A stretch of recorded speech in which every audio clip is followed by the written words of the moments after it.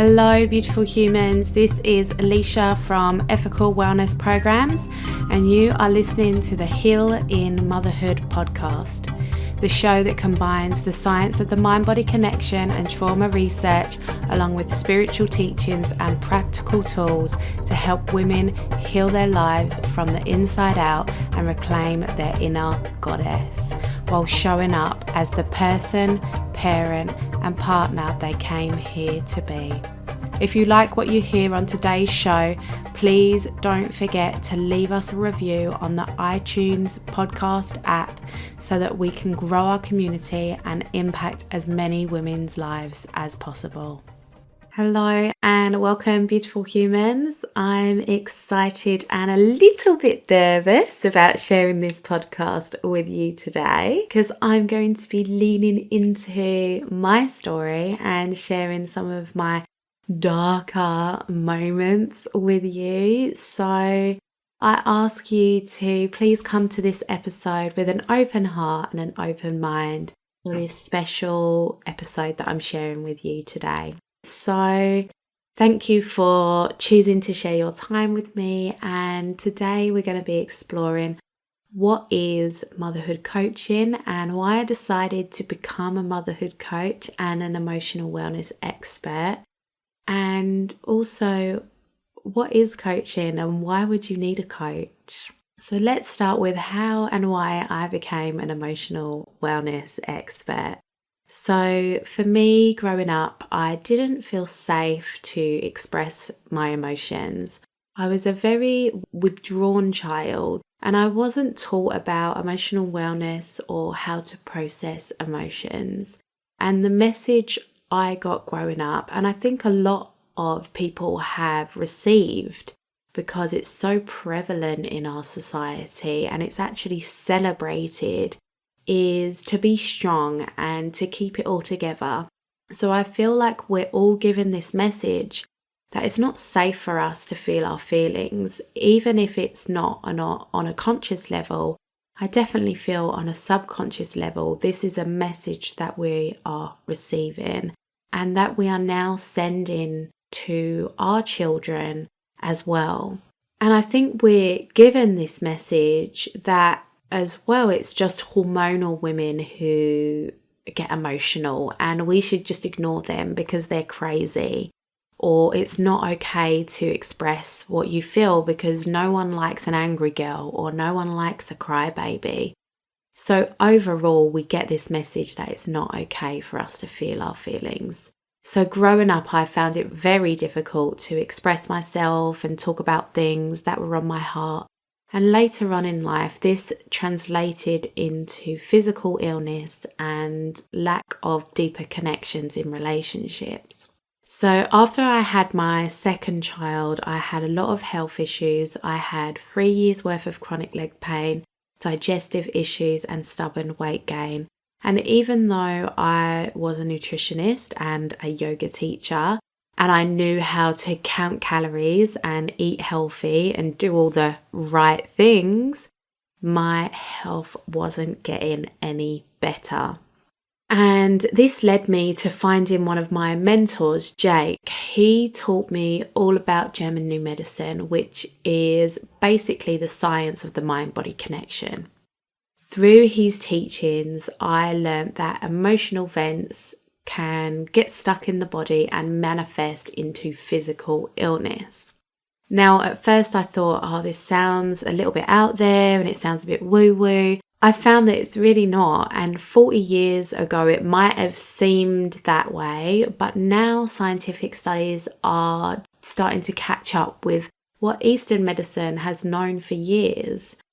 And we're now seeing in Western culture how important our emotional wellness is. So I took a mind-body connection course and I started to heal my body from the inside out. And this is really what led me to, for the first time, exploring my emotions and what was my relationship to anger, what was my relationship to excitement and joy and sadness and grief. I'd never explored that before. And for me, that was a big game changer. When I first met my husband, Stephen, I thought he was a little bit weird.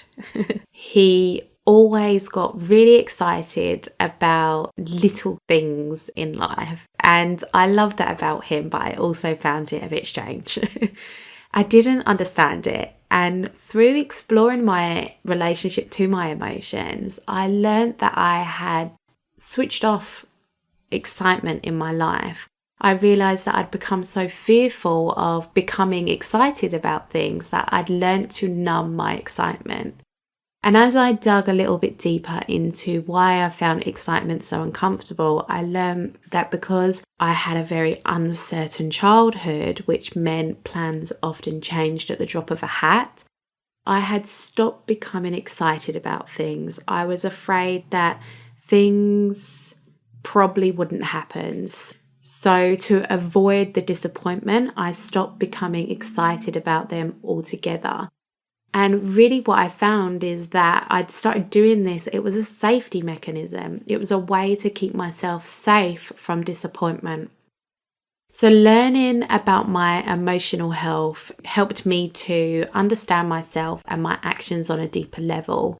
And within 6 weeks of doing this program, this mind-body connection program, I'd completely healed 3 years worth of chronic leg pain.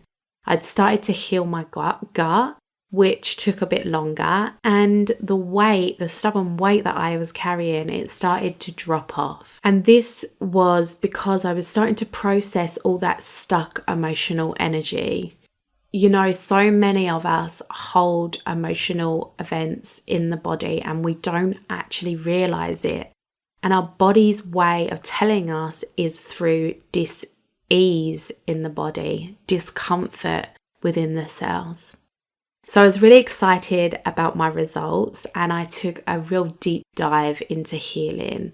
I took a course in trauma and how trauma shows up not just in our body as a physical symptom, but also in our relationships and in our patterns and why we get triggered by other people.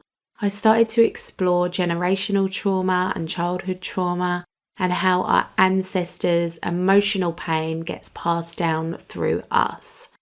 So when I first started studying trauma, I told myself it was just for business growth. I, like most people, thought I was one of the lucky ones who haven't experienced trauma.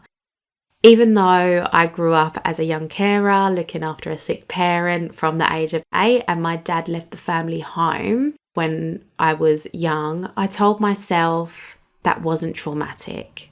It was just life. I would say things like, I'm grateful for my upbringing because it brought me closer to my mum. I would never have known her if she didn't get sick.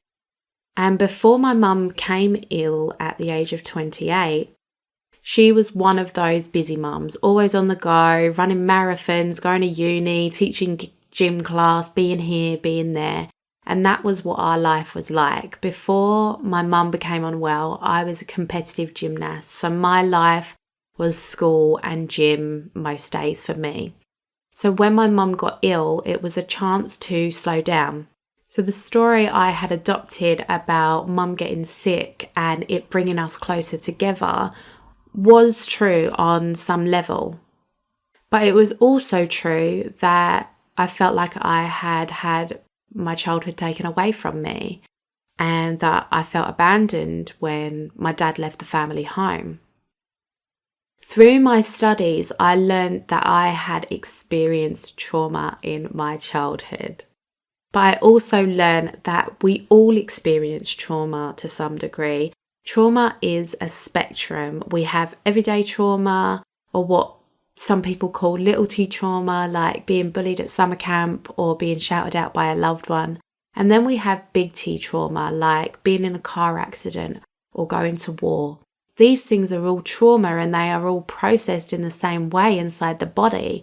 So it doesn't matter if you've experienced big T trauma or little t trauma, it's all held in the body the same way, which we'll go into in another episode. But the point I'm trying to make is that I was telling myself the story, my childhood was great and it's made me the person I am today. I was telling myself that story because that was the safest story for me to think, feel, and communicate. But once I started to look at my life through the lens of trauma and become a trauma-informed coach, I was able to really see myself. I was able to stop hiding from my past, let go of the guilt and the shame I'd attached to it, and validate that little girl within me who was still hiding. She was still hurt. She was lost, angry, and afraid. You know, the easiest way to know if you have trauma is ask yourself the question, do I ever feel triggered by others? Do you get mad if someone cuts you up in traffic or when the kids don't pick up their toys off the floor? If the answer is yes, then you probably have some trauma there. So healing that little girl within and learning to be kinder to myself is really what helped me create those deeper connections with my kids and my husband, because I was now able to see where I had been acting out from my wounding. And I'm also able to see when others are acting out from their wounding, which really helps in parenting, because now when my kids act out, I go straight to what's happening below the surface for them instead of trying to correct their behaviour, because I now understand why people behave the way they do. And this is why I decided to focus on emotional wellness, because your emotions are the foundation to everything else you experience in your life. Learning how to process your emotions effectively is one of the most important skills you will ever learn for optimal health and deeply fulfilling relationships. If you don't do the emotional work first, everything else will just fall apart around you. The reason people find it so difficult to change is because they're just trying to change the external stuff without looking within. And this is really where it all starts. The only way to have deeply fulfilling relationships with our loved ones is to heal ourselves first. So we've talked about emotions and trauma and the mind-body connection, but where does coaching come in? Well, coaching helps you go from information to action. It's like when you're learning something new. You go around and you read all the books and you gather all the information, but learning the information itself doesn't create the change. It's only when you put it into practice that the transformation starts to happen. So, for example, let's say you want to lose weight. You read a book about weight loss, you learn about which healthy foods to eat, how to count calories, but just knowing the information doesn't help you magically lose weight. You have to eat the foods and count the calories to make it happen. But this is where most people get stuck. They know the information, but they have trouble applying it. So it's the same with shouting at your kids, for example. You know you don't want to shout at the kids. Maybe you've read a few books on how to be a less shouty parent and you've learned some new information, but when it comes to applying in the heat of the moment, automatic reactions take over you. You react in the same way you do every time, because that is what you've conditioned yourself to do. It's not your fault that this happens this way. So coaching helps you bridge that gap between the information and the action. It also helps you reset your automatic reactions and reframe your thoughts so that your thoughts and your actions are more aligned with who you want to be instead of who you are currently being. And I guess that is what sets me apart from other coaches, is that instead of focusing on just the future, which is what most coaches do, I help my clients understand how their past is creating their current reality and why they struggle to reach their goals or change their behaviours. I'm always looking at the human experience, and I'm always looking at the experience through the trauma-informed lens, which I've found helps my clients to have a more profound, long-lasting change. So instead of fixing behaviours, I help clients find the feelings beneath the behaviours so that we can get to the root of the problem. And I decided to help mums because being a mama of two beautiful girls and having going through the journey myself, this is where I find the most resonance. That doesn't mean I only help mums, but I do see a lot of mums struggling to enjoy the ride of motherhood. I see so many mums being bogged down by the unseen mental and emotional load of motherhood, and I believe we all need more support when it comes to the enormously life-changing event that is motherhood. But what really triggered me into becoming a motherhood coach and wanting to support mums in being kinder to themselves and their kids was a friendship breakup. Now, before I tell this story, please find yourself in a compassionate space because this is a vulnerable story for me to share. And even though I've healed this experience, it's the first time sharing it aloud with other people whom I don't yet know. So me and my best friend at the time had always travelled a lot, which meant we spent a lot of time apart, but we always stayed in contact and met in places when we could. We always talked about how awesome it would be if we lived in the same place. And a few years before we had our little kiddos, we did. We both lived in the same suburb, just a few minutes drive from each other. And we were both having babies around the same time. And that started off great until we realised that we had very different parenting styles. After spending time together, I was noticing that I was feeling really triggered by my friend's parenting. But at the time, I didn't have the knowledge of trauma or the tools to help me express how I was feeling about her choices in parenting. So I just let situations and events build up in my mind until one day I responded to the way she was parenting her child from a place of judgment. Instead of being able to be there to support my friend who was struggling at the time, which I see clearly now, and I didn't realise she was playing out her own traumas and what had happened to her as a child, I didn't have that lens of compassion for her. And at the time, I didn't understand her actions. And because I didn't understand it, it was so different from the way that I was parenting. It tipped me into judgment, and we ended up finishing our friendship. And this friendship breakup really was a turning point for me because, one, I learned that that is not how I want to show up for my friends who are struggling. And two, I learned what my values are. I learned how important and how strongly I felt about respecting our kids. Learning about childhood trauma and generational trauma and how to heal from the inside out really helped me get into a space where I can now see things through the lens of trauma. And it helps me have more compassion for my own parenting because I don't always get it right and I'm not some parenting guru. But it also helps me hold space for other mothers and their parenting as well. And this is what's really important to me, is helping women heal from the inside out so that they can be kinder to their children. And that's something I'm really passionate about because respectful parenting is really important to me. And I feel like we need to give our children a voice in the home. But I'm not here to tell people how to parent. That's not my job. But I am here to help mums heal so that they can show up as the mum they hoped and dreamed of being.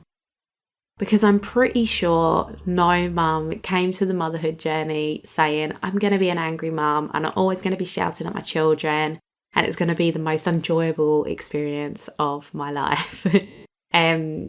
So yes, that is all I have for you today. And that is a little bit about me and why I decided to become a motherhood coach and an emotional wellness expert. If you want to join our Facebook community and have your voice heard on topics we discuss, then please head over to the free Facebook group at www.facebook.com/groups/Heal in Motherhood podcast. And I hope to see you in the group. We'll chat soon. See you next week. Namaste. If you enjoyed the show today, please head over to the iTunes page and write us a review. Hit the subscribe button so we can grow our community and impact other women's lives.